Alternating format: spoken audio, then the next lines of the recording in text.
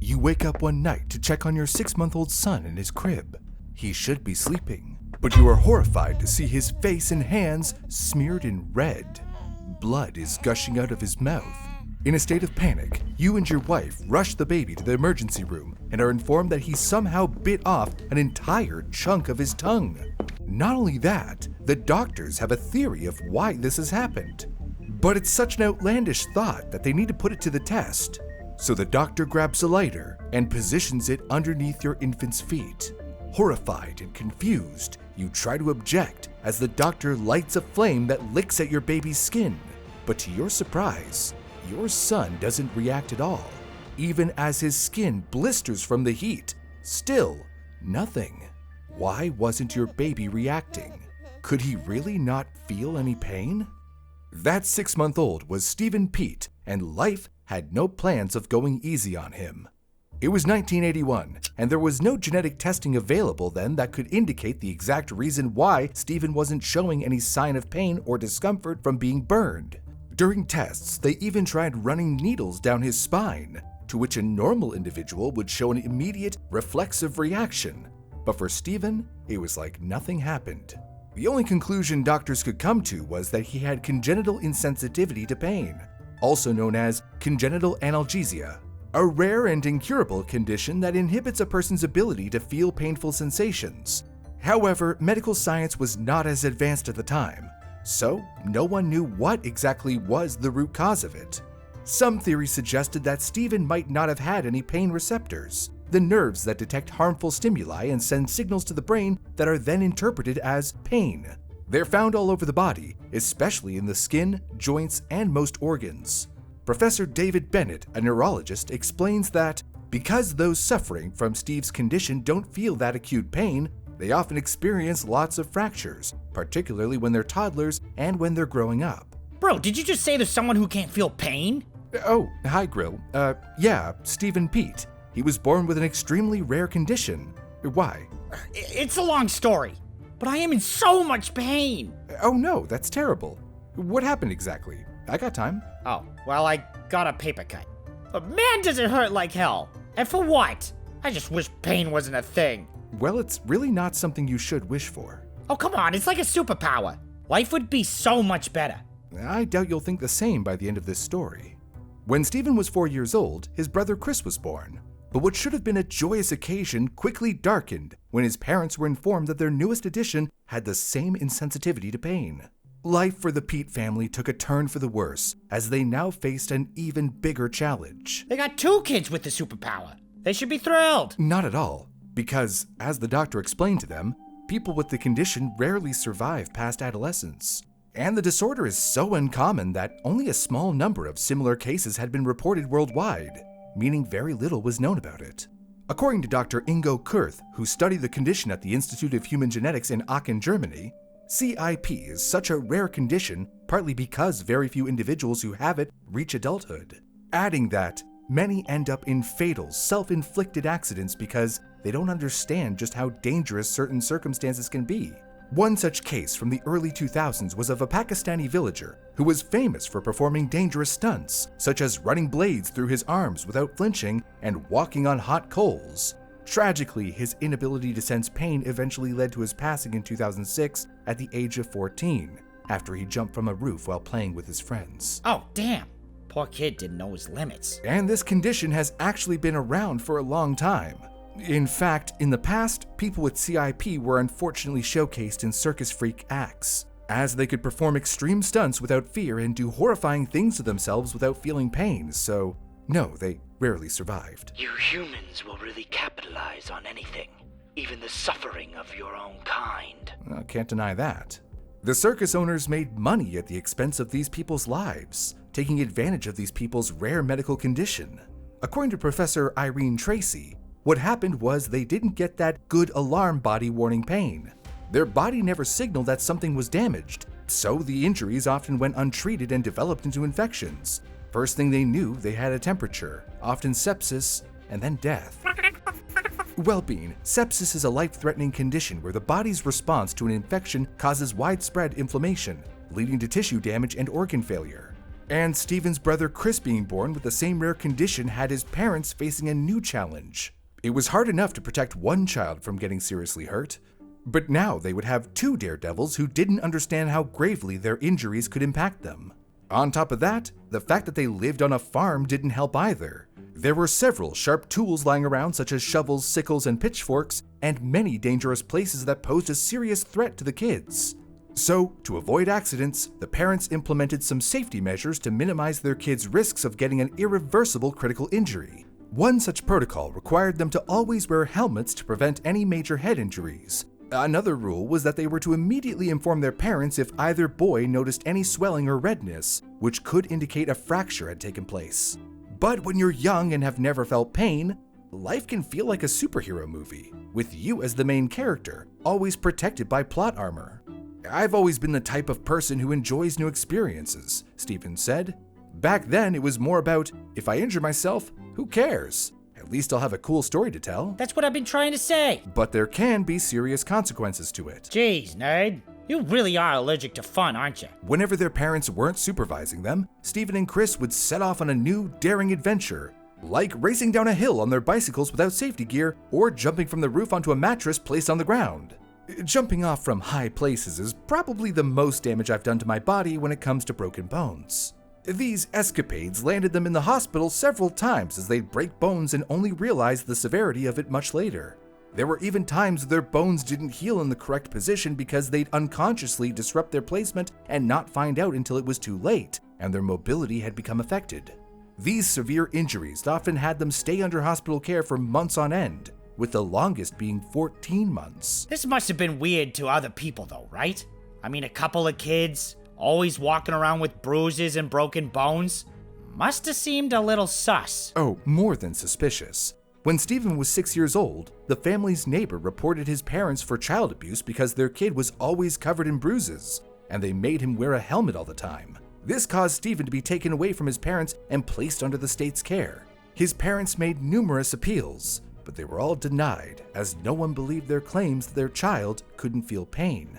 They actually thought both the parents and the doctor were making up the conditions so they could have Stephen back. It wasn't until 2 months later, when Stephen broke his leg while under the care of child services and, as expected, showed no reaction, that the state believed his parents were telling the truth and he was allowed to return home. Jeez, what a weird I told you so moment for these parents. Given Stephen's daring nature, by the age of 11, it was a miracle that he was even still alive, but no one knew how much longer his luck would last. One day, he went roller skating, and everything was going fine, until he lost his grounding and had a terrible fall. People around him were concerned and asked if he was okay, but Stephen just sat up, completely unbothered. It was only after he tried to stand that he realized something was wrong. Very wrong.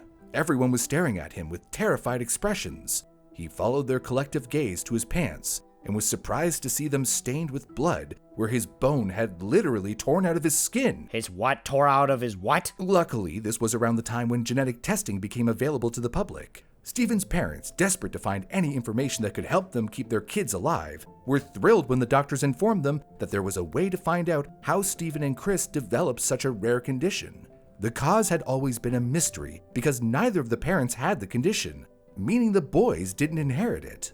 The nucleotides of the brothers' DNA were sequenced one by one, and the results were no less than surprising. It turns out they both shared a similar mutation in their SCN9A gene. They're mutants? I don't know if they would appreciate the terminology, Grill, and good question, Bean. SCN9A is the gene that signals the formation of proteins on our nerve endings responsible for sensing temperature, acidity, and pain. Hold on, you lost me. Well, in simpler terms, our DNA has about 20,000 genes, each responsible for a specific function. SCN9A is one of them, and it controls the sensation of pain.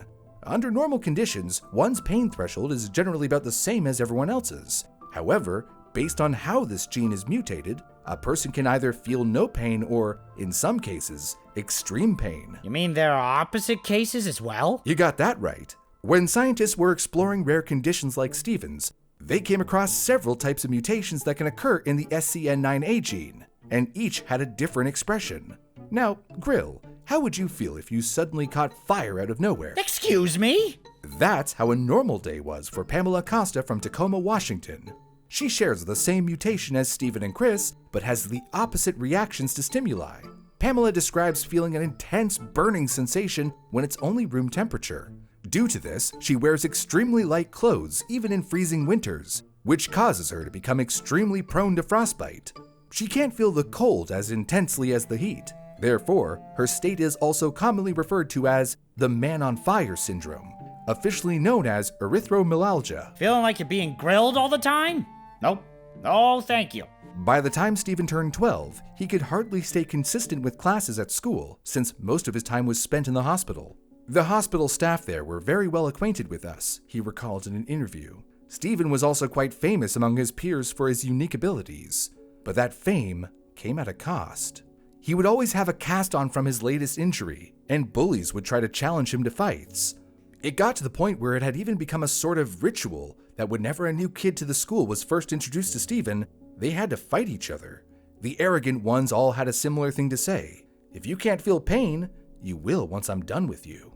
But it wasn't all bullying. Many even envied his ability to do things that they could only imagine. Things like jumping from a tree, performing daring stunts, or winning streaks at the game Cigarette Chicken. What kind of game is that supposed to be? Well, for starters, it's not something suitable for kids or really anyone in my opinion. It requires 2 or more players to take turns holding a lit cigarette close to their skin, usually their arm or hand, daring each other to see who can bear the heat the longest without chickening out. Around this time, Stephen had some of the most dramatic injuries of his life, some that would even put his life at risk. In one particular instant, he wanted to get something quickly from his house's basement, so the young boy, with an arm already in a cast, thought it would be time-saving to jump from the first step to the last of the basement stairs. That doesn't really sound like a good idea. He slipped and crash-landed at the bottom, causing the bone to literally break out of the cast. Good lord! Even the doctors couldn't fix its placement after that, so from then on, Stephen was stuck with an arm that offered limited mobility. But it doesn't end here. Once, during playtime, Stephen got into a fight with one of the kids. One thing led to another, and the kid stabbed him in the wrist with a pencil. Stephen, being Stephen, didn't want to quit playing just yet. So the young boy went home, grabbed a fishing wire, and stitched up his wound himself. He didn't even bother telling anyone until later when the wound developed an infection from the bacteria present on the unsanitized fishing wire. Wild stunts where he jumped from extreme heights and switched between 2 moving cars on the highway by crawling through their windows had him break his joints and limbs multiple times. For him, it was a rush only seen in movies that he exchanged for hospital visits. But eventually, he would come to wish he had made better life choices back then. Man, how did the parents manage so many hospital bills? It was definitely not easy. Stephen's family had a humble background. They weren't rich or anything. They had to work extremely hard to afford all the medical expenses that went into keeping their kids alive. His father had to take on multiple jobs at a time. When the bills doubled with Chris having the same condition, Stephen's mother, a housewife, had to take on part-time jobs as well. But consequently, the increased absence of both parents' supervision led to the 2 boys getting into even more trouble. Although things became less chaotic when Stephen entered adolescence, the risks of an unpredictable fatal injury remained. After gaining a better understanding of his condition, he and his parents came up with some crucial preventative measures intended to make him more aware of his environment and minimize the chance of a critical injury, one of which involved temperature monitoring. He had to be particularly careful with extreme temperatures. Since he couldn't feel burns, he was taught to avoid touching hot surfaces and to use a thermometer to check water temperature before bathing. Imagine slowly cooking yourself in a bathtub and not realizing until your skin begins to melt away. I think I'm gonna be sick. Another important strategy in his now hyper-vigilant life was wearing protective gear, like gloves, padding, and even a helmet, anywhere there was a chance of injury, such as playing sports or handling sharp objects. You just have to assess risks constantly, although, over time, that just becomes second nature. But what frightened Stephen and his parents the most was a life-threatening internal injury or condition like appendicitis that had no external visible signs. To combat that, doctors even suggested having regular full-body health checkups. This suggestion alone saved Stephen's life multiple times by diagnosing minor bone fractures and even infections that went unnoticed. But the damage done to Stephen's body from his thrilling childhood adventures began to take more and more of a toll on him as he got older. Stephen shared in an interview that his body is constantly in a state of healing due to the many injuries he has received throughout his life. For the most part, I deal with the effects of all my previous injuries. I have a bad left knee. I have 2 fractured vertebrae. I have back issues at the moment. I have issues with my right hip. He further shared that it had been years since he had a proper sleep. His nervous system always seems to be fixing something, so when he lays down to sleep at night, his body and mind stay awake. The poor man can hardly catch 3 to 4 hours of sleep a day. This continuous internal activity leaves him lethargic. It depletes my energy to where I'm just constantly fatigued, says Stephen. Due to this, his daily activities have become quite sedentary, contrary to his lively childhood. I can't walk for long distances like I used to. Not feeling pain even impacted his ability to remember most things. According to Stephen, when one feels pain, the memory of that incident gets attached to that sensation. Since he never felt pain, it's hard for him to recall crucial moments. Oh, that sucks. And what about his brother Chris? Didn't he have the same condition? What happened to him? Well, Chris's story didn't have a great ending. Ending? Yes. Sadly, in 2013, doctors informed Chris that due to his multiple back injuries over time, he would soon be permanently confined to a wheelchair. Having an outdoorsy nature and enjoying hobbies like hiking and fishing, the news broke Chris's spirit. A life of disability wasn't something he ever imagined, and to make matters worse, when he appealed to the court to obtain disability funds, they refused. According to them, if Chris cannot feel the pain, he is not eligible to obtain disability funds. This made him feel isolated because no one could understand or empathize with the emotional pain he was going through. That, compounded with everything else, was just too much for him, Steve explained. Chris had a quieter personality, so it was harder for him than Stephen, who had a more outright approach to life. He eventually developed a nasty drinking habit, driving him further from his loved ones. And then, one dreadful day, Chris took his own life at the young age of 25. His entire family and friends were devastated, and his passing deeply impacted Stephen. That's so sad. Even though Stephen became more cautious with age, he continued to get severely injured. But it wasn't all bad things and tragedies for Stephen. Amidst the loneliness of not being able to feel like others, he found love and got married in 2007. However, life only got trickier for the newlywed couple. One time, his wife even noticed his broken foot before he did because it was black and blue. Stephen went on to have an x-ray, and the doctor informed him that he had broken 2 of his toes and would need a cast. But he didn't want to take a day off. I had to go to work the next day. If I had a cast on, I wasn't going to be able to work for quite some time. So, I just told them I'd take care of myself. I went home and took some duct tape, taped it up, put my boots on, and went to work that next morning. There have been times when I've cut my feet open and have walked around without knowing, he said. I actually sliced my pinky finger open just the other day making dinner and didn't notice. My brother-in-law had to tell me. I looked and there was blood all over the place. Another incident that shows how risky living with congenital analgesia is when he was 37 and he began feeling a strange tingling in his limbs. Although Stephen didn't feel pain, he knew from experience to pay attention to the signals his body was giving him. I started to have a weird sensation in my left arm, says Stephen. It was kind of numb over by my shoulder blade. At first, he couldn't understand what it could be from because nothing major had happened for a while. But when it persisted, he decided to visit a doctor. And the doctor's first question after looking at his x-ray report shocked him. Have you been in a car wreck recently? Stephen had not, in fact, been in any major accidents for a long time, let alone a car wreck. Well, what was in that x-ray? The reports showed that he had 3 fractured vertebrae, which can only be caused by extreme physical trauma like a car accident and should have left Stephen bedridden. Yet, he was still casually walking around. So if it wasn't a car accident, then what caused it? You'd be surprised. The original incident actually took place a whole 9 months before his visit to the doctor.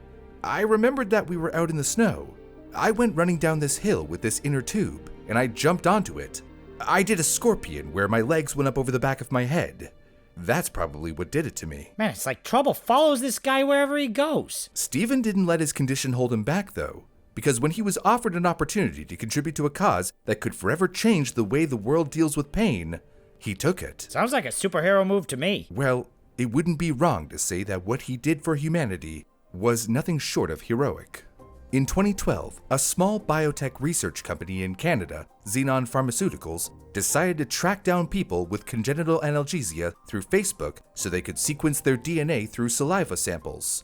The main objective of the company was to understand the mutation that caused CIP and develop a drug that could mimic the same effects in a controlled manner in patients suffering from chronic pain. What's wrong with the painkillers we have right now? Many strong painkillers, such as morphine and fentanyl, that are prescribed to patients dealing with extreme pain have opioids in them, which have several side effects and are highly addictive. This has sent many places around the world into a deadly opioid crisis.